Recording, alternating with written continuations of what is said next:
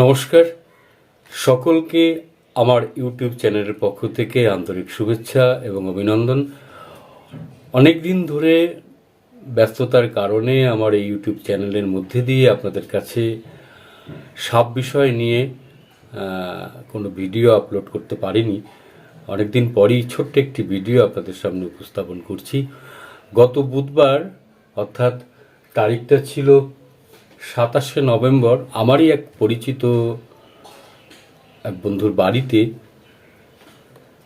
একটি দাঁড়ার সাপের বাচ্চা ঢুকে পড়েছিল। পরিবারের মানুষজন আতঙ্কগ্রস্ত হয়ে পড়েন। আমার সেই বন্ধু বাড়ি ছিলেন না, তিনি অন্য একটি কাজে গিয়েছিলেন। স্বাভাবিকভাবেই বাড়িতে মহিলারা ছিলেন, তারা সাপ দেখে আতঙ্কগ্রস্ত হয়েই পড়েন।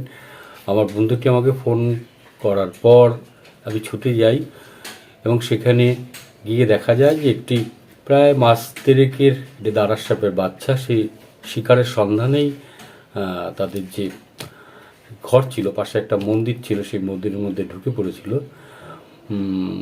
সাপটিকে উদ্ধার করি এবং হাতে নিয়ে সেই পরিবারের মানুষজনকে সাপটা সম্পর্কে বোঝানো হয় যে আসলে সাপটি একেবারেই নির্বিষ সাপ। বাংলায় যাকে দারাস বলে, ইংরাজিতে যাকে র্যাট স্নেক বলে, ইঁদুর প্রিয় খাদ্য।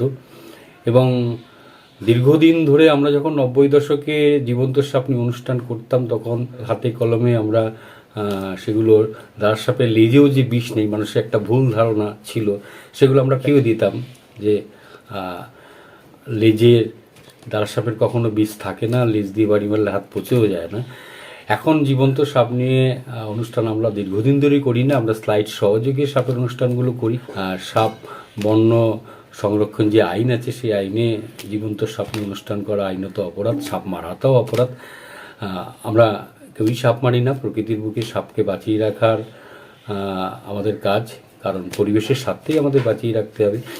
যাই হোক, এখানে ছোট্ট ভিডিওতে দেখাই, আমি কিছুদিন আগে ফেসবুকেও দিয়েছিলাম এবং জিজ্ঞাসা করেছিলাম যে আসলে সাপটি কী সাপ, এবং প্রশ্নটা এইভাবে রেখেছিলাম যে সর্ববিশেষজ্ঞ যারা আছেন তারা বাদে সাধারণ মানুষ দেখি আদৌ সাপটা চিনতে পারেন কিনা।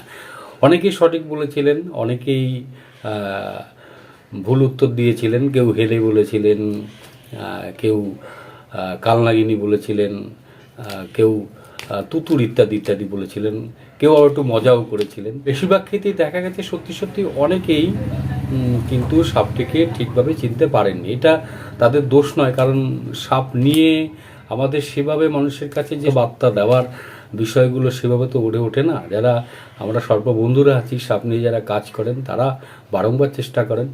সাপ মানে একটা আতঙ্ক, তবুও আপনাদের কাছে বলি, সাপ মানে বিষয়টা আতঙ্ক নয়, এটা একেবারেই একটা নির্বিষ সাপ।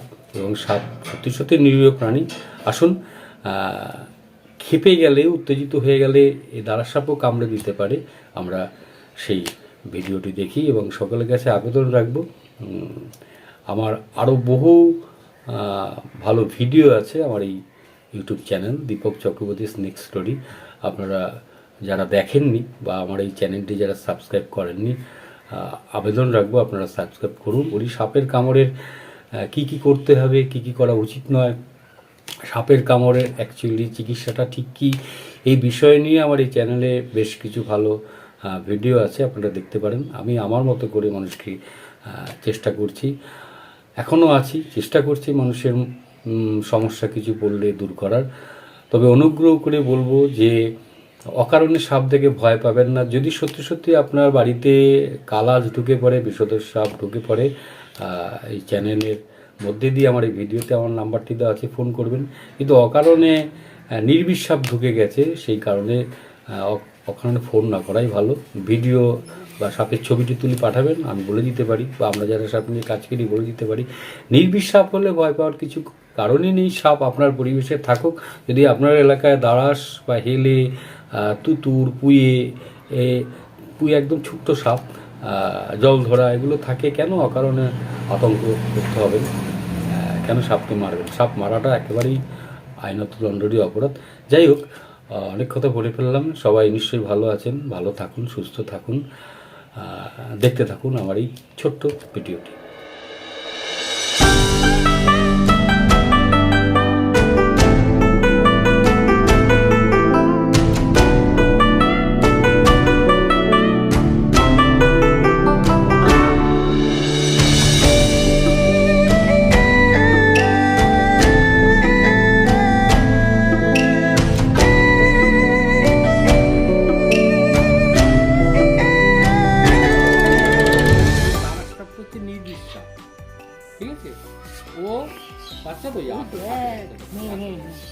প্রথমে কামড়ে দিতে পারে, হ্যাঁ, কিন্তু এই সাপটা একেবারে নির্বিষ, একে ইংরেজিতে বলে র্যাট স্নেক।